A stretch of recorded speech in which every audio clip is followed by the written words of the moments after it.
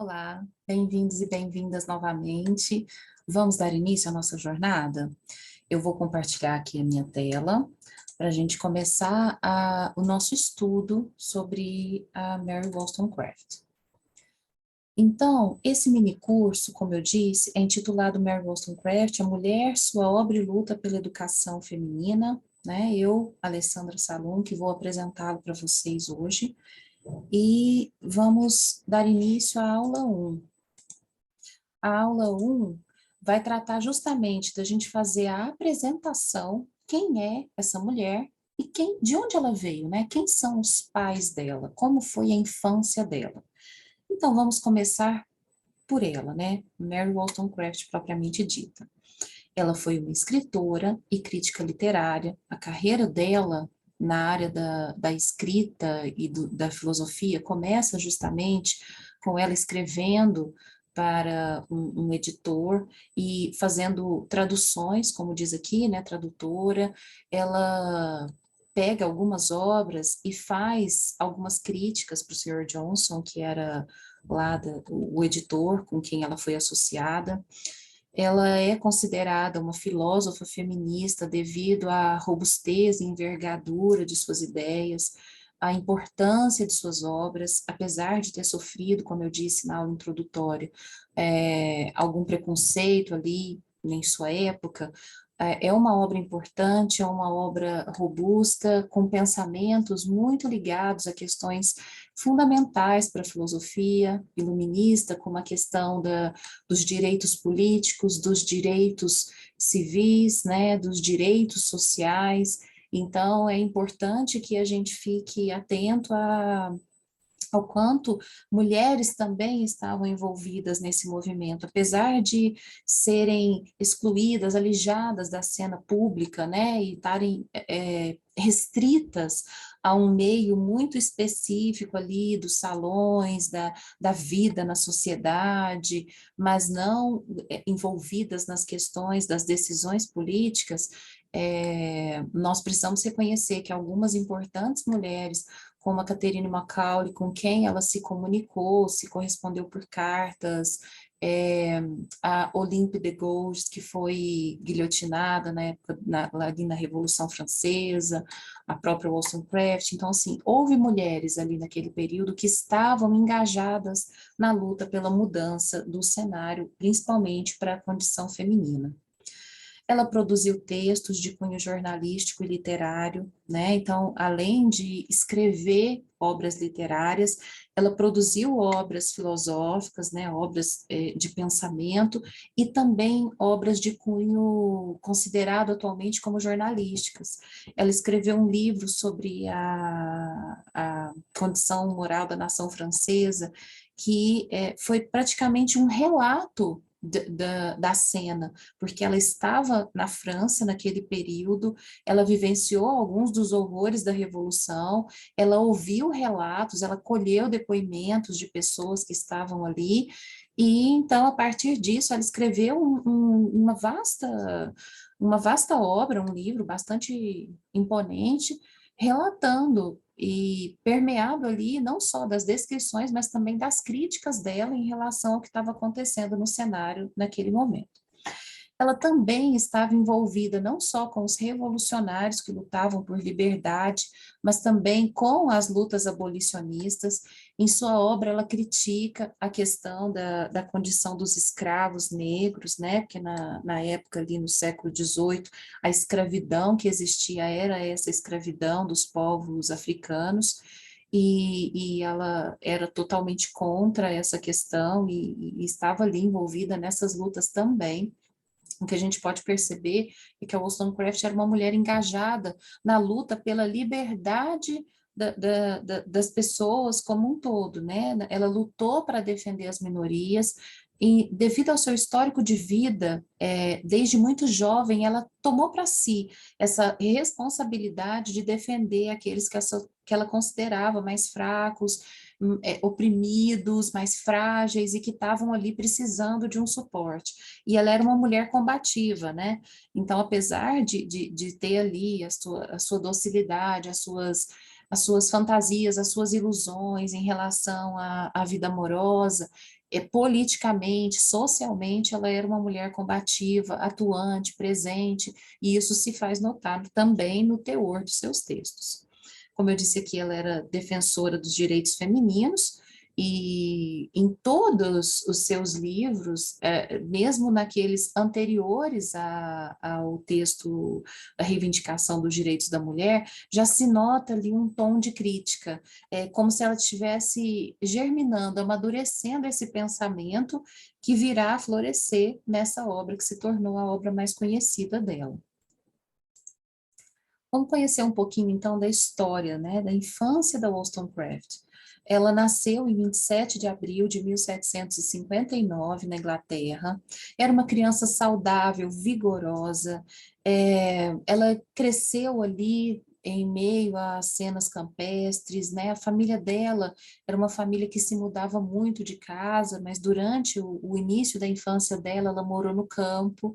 Então, ela teve a oportunidade de brincar com os irmãos ao ar livre, inclusive, ela preferia as brincadeiras dos meninos, ela não tinha tanto interesse pelas brincadeiras das meninas, né, as brincadeiras direcionadas ao gênero dela, ao sexo feminino, que eram mais as questões voltadas para o cuidado com o lar e o cuidado com as crianças. Ela era uma menina bastante ativa, altiva também, ela se posicionava de forma incisiva quando ela encontrava algo que ela se opunha, ou que ela debatia com muita intensidade quando ela discordava de alguma posição. Ela sofreu situações de violência doméstica ali, o pai era uma pessoa muito agressiva, ele tinha rompantes de raiva e explosões de fúria, e ali ele partia para cima da mãe dela, dos irmãos, com agressões verbais e físicas, e ali ela sofreu muito desamparo por parte da mãe, né? Ela tinha essa questão com o pai, né, devido à violência dele, e a mãe era uma mulher com muitas dificuldades emocionais, era uma mulher que vivia muito depressiva, ela tinha um perfil mais passivo, ela era uma mulher que vivia acamada devido à sua tristeza constante, ao casamento que deixava muito triste, e ela era uma mulher que tinha uma predileção pelos filhos homens. Então, ali, a Wollstonecraft, desde muito jovem, ela já presenciou essa diferença entre os gêneros, né, na própria casa, na própria família, e ela viu como era diferente o tratamento com ela e com os irmãos. E isso já gerou ali nela algum desconforto, mas não a impediu de cuidar muito dessa mãe, de lutar muito por essa mãe, e mesmo com o pai, com todas as dificuldades, com as agressões, com o temperamento difícil dele, ela encarou o desafio e trouxe para si a responsabilidade de ser o esteio dessa família. Até a adolescência, ela não teve uma educação de qualidade, porque, como eu disse, ela se mudava muito, a família se mudava muito, então era uma educação muito pontual, de acordo com o que era oferecido ali na escola da vila, ou mesmo uma educação dentro de casa, não era algo bem estruturado. E isso vai impactar depois, lá na adolescência dela, quando ela vai conhecer pessoas e vai começar a frequentar o colégio, porque ela vai sentir essa educação deficitária que ela teve nesse primeiro momento da infância.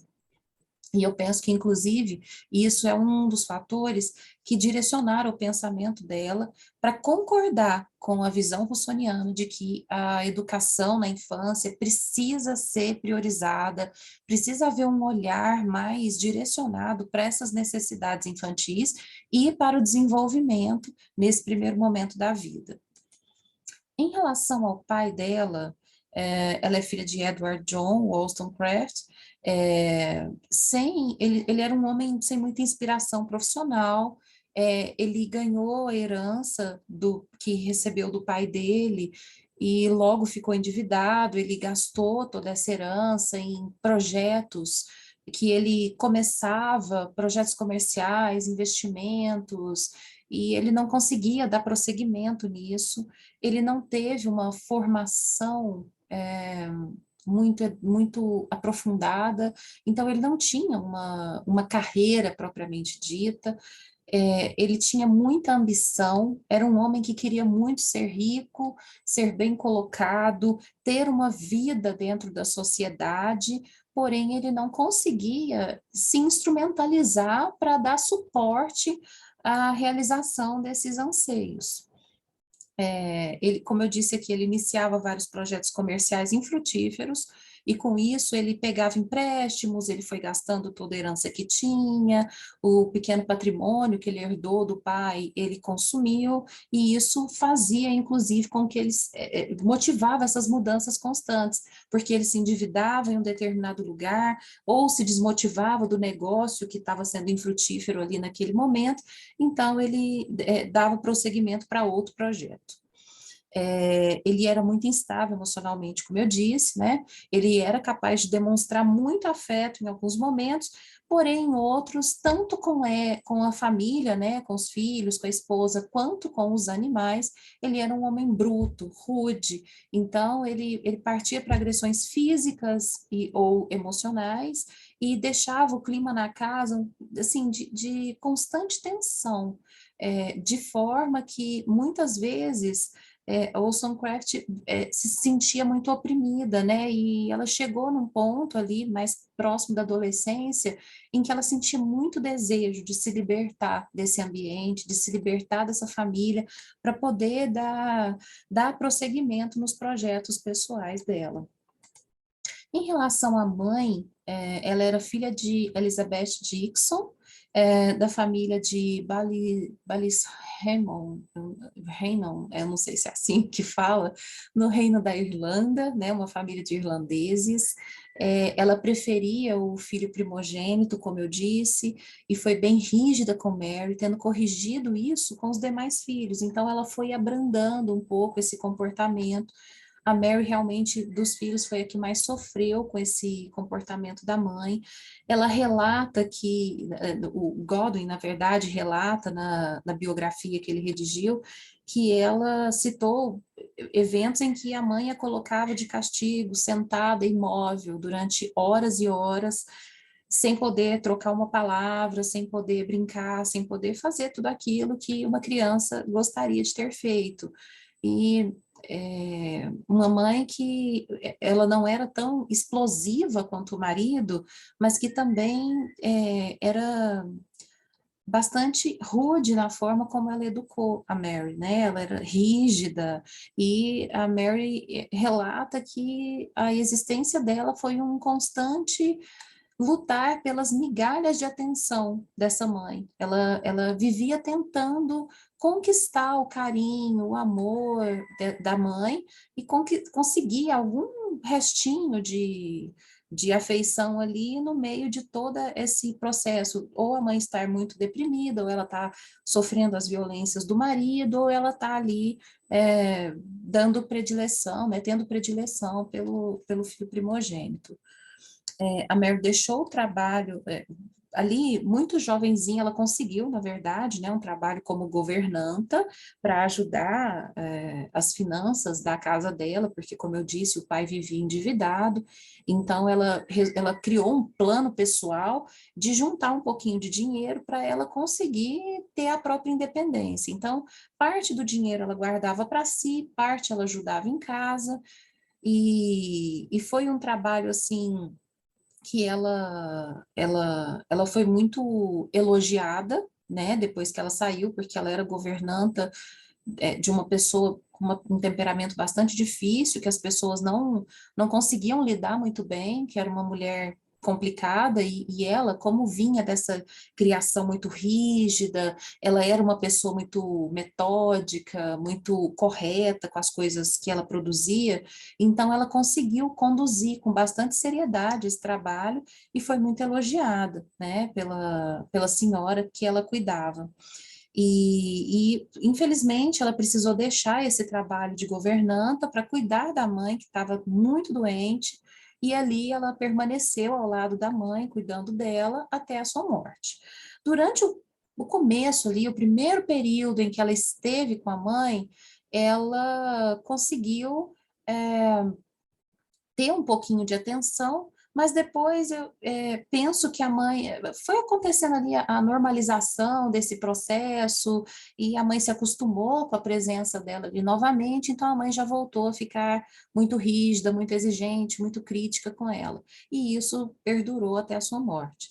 Tem uma frase interessante que inclusive o Godwin traz na biografia, que próximo da morte a mãe disse algo do tipo: só mais um pouco, né? Um pouquinho mais e tudo passará, né? Tudo se acabará.